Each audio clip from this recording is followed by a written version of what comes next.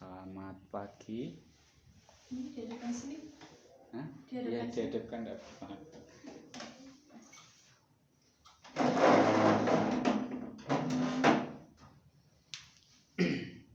Habis dari sekolah tadi. Iya. Online ngajar. Ngasih tugas tok ya kalau ngajar yang kayak. Iya, kalau dari ngasih tugas. Enak sekali. Saya juga maunya gitu sih, tak kasih tugas saja gitu, nggak tak ajari. Oke. Mbak Wiji, yang pertama, kira-kira untuk tugas internet ini tadi sudah jelas ya. Yang pertama bikin esai atau makalah tentang desa, kemajuan desa, dan peran anak-anak muda. Oh, peran anak muda desa. Internet dan peran anak muda. Gitu. Kemudian menurut Mbak Wiji, untuk tanya jawab ini dulu, apa yang bisa didapat dari internet itu gitu, terkhusus di desanya Mbak Wiji? Menurut saya pengaruh internet pada desa ya, itu untuk memperoleh informasi lebih mudah.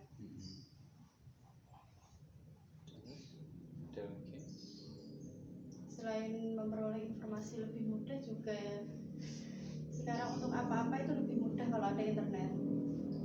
Misalnya jika tidak bisa kan kita tidak perlu bertanya pada orang lain, bertanyanya pada internet itu. Kalau saya, menurut saya untuk tutorial ataupun apa itu saya juga tanyanya lewat internet. Nah, terlebih sekarang sebenarnya di desa itu kan ada yang namanya SIS-GODES, sistem keuangan desa, kemudian sistem administrasi lain, itu semuanya menggunakan internet juga. Iya, sekarang online. Yang berhubungan dengan kabupaten ataupun dengan provinsi gitu. Jadi apakah menurut Mbak Wiji di desanya internetnya sudah bagus, maksudnya jaringan Telkom sudah masuk, di desa sudah ada internet? Untuk di desa, khususnya di kantor desa itu menggunakan wifi. Kalau untuk di dusun-dusun, untuk sekedar pakai data ya itu sinyalnya sulit. Paling tidak di situ untuk memperoleh sinyal yang bagus pasang wifi sendiri. Gitu. Iya. Nah, ini dia salah satunya yang jadi permasalahan banyak di desa ya. Iya. Kenapa tidak desa yang memfasilitasi pembangunan infrastruktur internet? Contoh gini, minta kepada Telkom untuk pasang jaringan. Ini kan ada tiang-tiang ya biasanya yang Telkom pasang. Kenapa nanti tidak desa itu menganggarkan atau membuat surat pengajuan internetnya bisa sampai di desa itu? Maksudnya jauh apa enggak sih? Di desa mana? Di desa pojok. Jauh apa enggak kalau dari jalan besar itu? Kalau untuk balai desanya sendiri dari jalan raya itu dekat mas, tapi untuk dusun-dusun yang lainnya itu jauh. Kalau untuk pengajuan internet ya misalnya ya desa pengajuan internet untuk yang 2020 kemarin belum ada. Masalahnya karena itu yang diutamakan pembangunan seperti talut, aspal itu seperti jalan, itu, gitu. Jalan jembatan seperti itu. Kalau untuk internet belum. Oke. Nah, tadi semoga saja untuk 2021 nanti dianggarkan. Oke. Nah, tadi padahal kita pahami ya, internet itu manfaatnya banyak, bukan cuma sekedar memperlancar arus jual beli ya, misalkan orang bisa berwirausaha lewat online, orang bisa belajar lewat online, orang bisa istilahnya menyelesaikan masalah-masalah seharinya di rumah lewat online. Misalkan memasak, kalau yang nggak bisa memasak ya kan, kalau yang alat-alat listriknya rusak atau kenapa, kemudian kalau kita tadi belajar komputer beberapa bisa lewat internet juga kan begitu. Nah, sebenarnya internet itu sangat sepenting itu sih. Bukan kalau kita bangun jalan kan berarti hanya untuk orang lewat, satu tujuannya itu gitu. Tapi kebanyakan orang tidak menyadarinya di titik itu, bahwa internet itu satu hal tapi manfaatnya beragam, macam-macam gitu. Bahkan ada orang yang sukses hanya dia mengandalkan internet. Tadi contohnya jualan gitu kan. Ibu-ibu di rumah itu kan kalau sore banyak gosip, pagi juga gosip itu ya. Nah, kalau ada internet mah dia bisa jadi reseller pakaian atau fashion atau apa, ya kan, tinggal update status atau mungkin di grup-grup RT RW ibu-ibu gitu kan. Nah, sebenarnya yang harus dipahami pihak desa semacam itu nantinya. Lagian karena kan yang ngambil keputusan kebanyakan bapak-bapak ya di desa ya. Nah itu harus didorong lagi peran wanita seperti Mbak Wiji. Jadi sudut pandang wanitanya juga bisa diterima di desa misalnya. Semoga saja nanti di tahun 2021. Ya, ini udah 2021.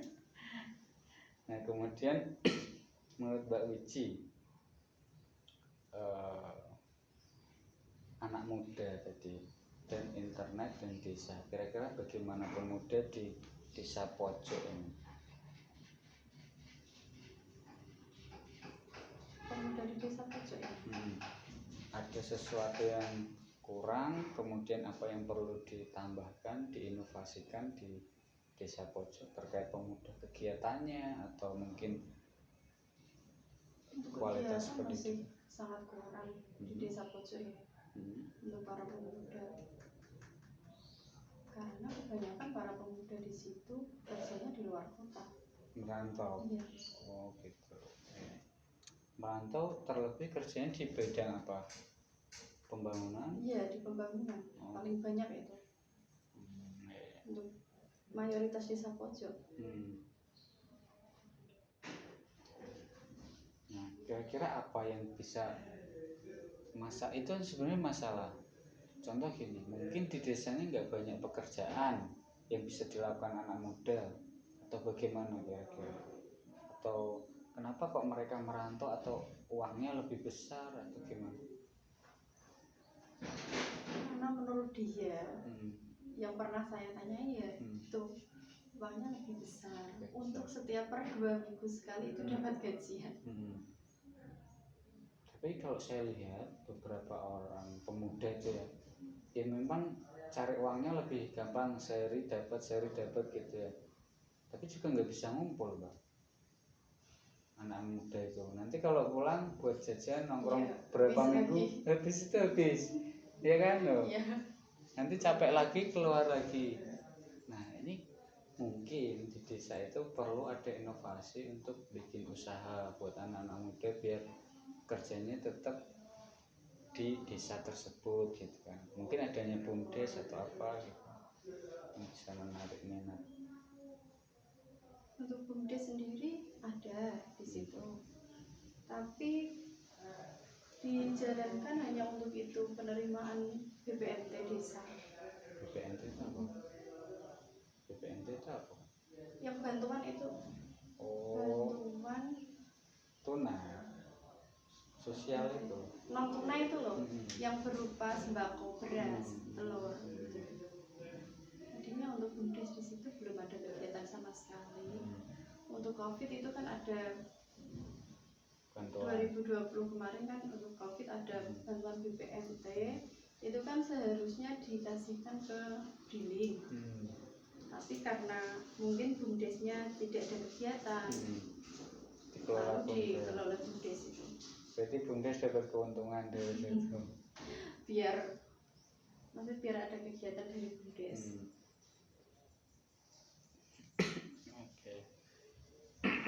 Kemudian kehidupan pertanian di desa pojok gimana kira-kira?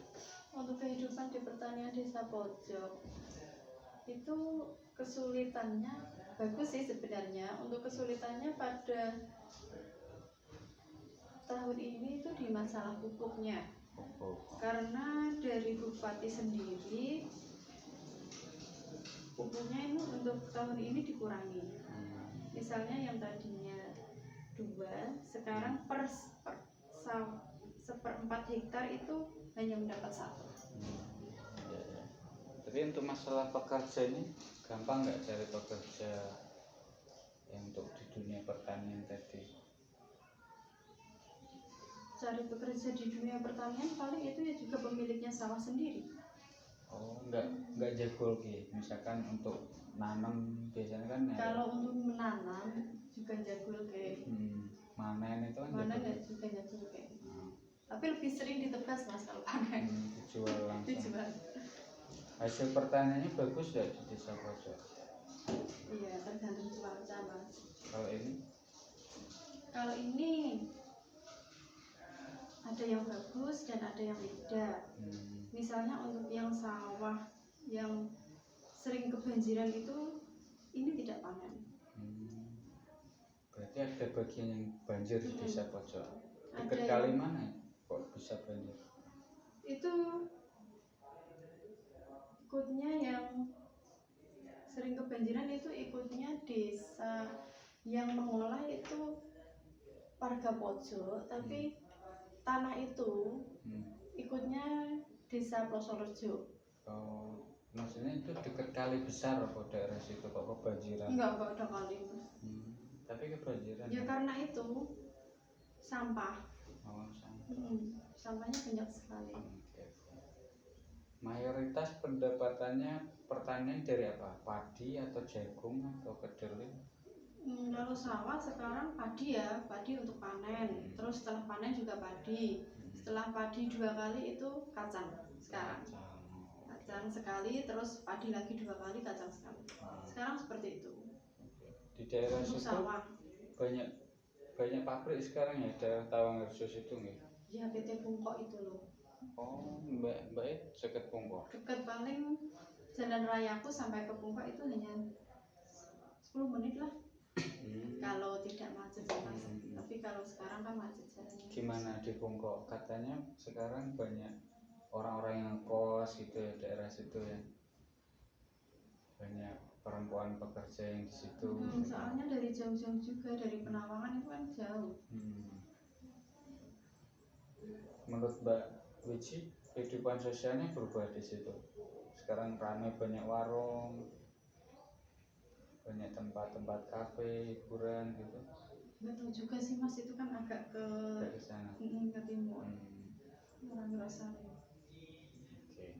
Tapi untuk kehidupan misalnya anak muda ya setelah sekolah itu mayoritas kerjanya di Pungkok jika umurnya sudah mencukupi. Setelah SMA gitu ya. Setelah SMA itu kerjanya di situ di Pungkok. Tapi menurut cerita juga sekarang malah pendapatannya bagus anak-anak muda di situ. Ya nggak merantau lagi kayak tadi loh. Nggak merantau jauh sampai jauh. Itu salah satunya. Oke, terima kasih Mbak Wiji. Nanti kita tunggu tulisannya dan bisa dikirim berapa hari? Apa ya? Suwine ujian. Apa berarti suwi banget loh Kak.